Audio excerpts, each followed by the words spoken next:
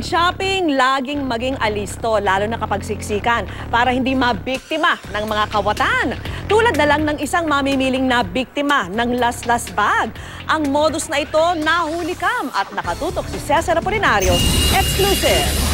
Sa isang sulok ng merchandising store sa loob ng Shopsville Mall sa Green Hills, San Juan City, makikitang kinorner ng may 4 hanggang 5 babae ang biktimang itago natin sa pangalang Dolly.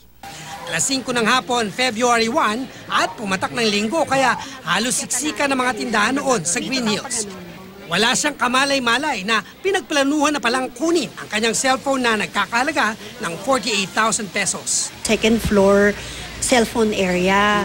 So, hinanap nila yon yung time na yon. Nakita nga nila na sumunod sa akin. So, it so happened na nilabas ko yung phone dun sa area na yon.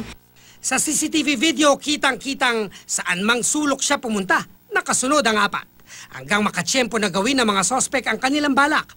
Sa video, makikitang ang isa sa mga sospek na kunyari nagtatanong ng presyo ng pang-gift wrap. Pero pinangharang lang pala sa CCTV camera.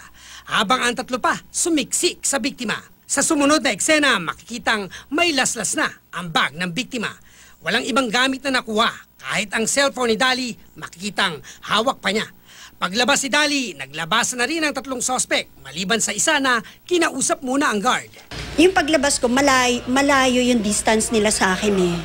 So sumusunod nga? Sumusunod, pero hindi ganong kalapit. Okay. Hindi ganong kalapit. Tingnan mo saan kanila nilapitan at kinuha yung cellphone? Doon sa pangatlong store. Dahil hindi pa nakuha ang target, sinundan pa si Dolly ng mga sospek. Kaya posibleng sa pangatlong tindahan na tiningnan niya na Dolly ang kanyang CV. Nakipag-ugnayan na si Dolly sa management ng mall pero hindi raw siya natulungan.